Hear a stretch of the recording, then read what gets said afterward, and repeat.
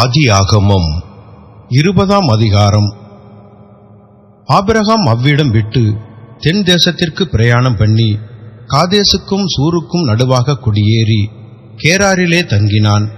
அங்கே ஆபிரகாம் தன் மனைவியாகிய சாராளை தன் சகோதரி என்று சொன்னதினாலே கேராரின் ராஜாவாகிய அபிமெலேக்கு ஆள் அனுப்பி சாராளை அழைப்பித்தான்.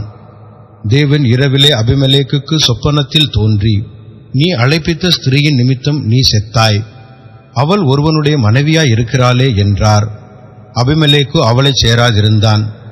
ஆகையால் அவன், ஆண்டவரே, நீதியுள்ள ஜனங்களை அழிப்பீரோ? இவள் தன் சகோதரி என்று அவன் என்னோடே சொல்லவில்லையா? அவன் தன் சகோதரன் என்று இவளும் சொன்னாலே, உத்தம இருதயத்தோடும் சுத்தமான கைகளோடும் இதைச் செய்தேன் என்று சொன்னான். அப்பொழுது தேவன், உத்தம இருதயத்தோடே நீ இதை செய்தாய் என்று நான் அறிந்திருக்கிறேன். நீ எனக்கு விரோதமாய் பாவம் செய்யாதபடிக்கு உன்னை தடுத்தேன். ஆகையால் நீ அவளைத் தொட நான் உனக்கு இடம் கொடுக்கவில்லை. அந்த மனுஷனுடைய மனைவியை அவனிடத்திற்கு அனுப்பிவிடு. அவன் ஒரு தீர்க்கதரிசி. நீ பிழைக்கும்படிக்கு அவன் உனக்காக வேண்டுதல் செய்வான்.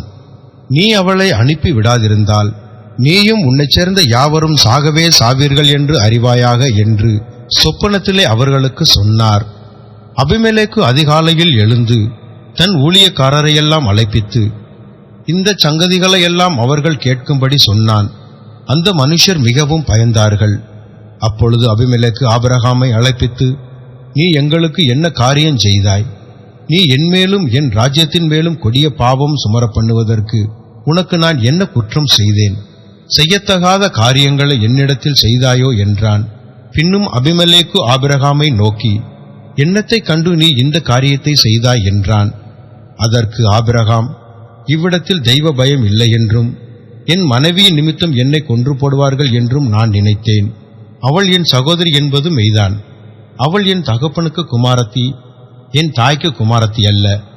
அவள் எனக்கு மனைவியானாள். என் தகப்பன் வீட்டை விட்டு தேவன் என்னை தேசாந்தரியாய் திரியும்படி செய்த போது நான் அவளை நோக்கி, நாம் போகும் இடமெங்கும் நீ என்னை சகோதரன் என்று சொல்வது நீ எனக்கு செய்ய வேண்டிய தயை என்று அவளிடத்தில் சொல்லியிருந்தேன் என்றான். அப்பொழுது அபிமெலேக்கு ஆடு மாடுகளையும் வேலைக்காரரையும் வேலைக்காரிகளையும் ஆபிரகாமுக்கு கொடுத்து அவன் மனைவியாகிய சாராளையும் அவனிடத்தில் திரும்ப ஒப்புவித்தான். பின்னும் அபிமெலேக்கு, இதோ என் தேசம் உனக்கு முன்பாக இருக்கிறது, உன் பார்வைக்கு சம்மதியான இடத்திலே குடியேறு என்று சொன்னான். பின்பு சாராளை நோக்கி, உன் சகோதரனுக்கு 1000 வெள்ளிக்காசு கொடுத்தேன். இதோ உன்னோடு இருக்கிற எல்லார் முன்பாகவும் மற்ற யாவர் முன்பாகவும் இது உன் முகத்து முக்காட்டுக்காவதாக என்றான். இப்படி அவள் கடிந்து கொள்ளப்பட்டாள். ஆபிரகாமுடைய மனைவியாகிய சாராளின் நிமித்தம் கர்த்தர் அபிமெலேக்குடைய வீட்டாரின் கற்பங்களையெல்லாம் அடைத்திருந்தபடியால் ஆபிரகாம் தேவனை நோக்கி வேண்டிக் கொண்டான்.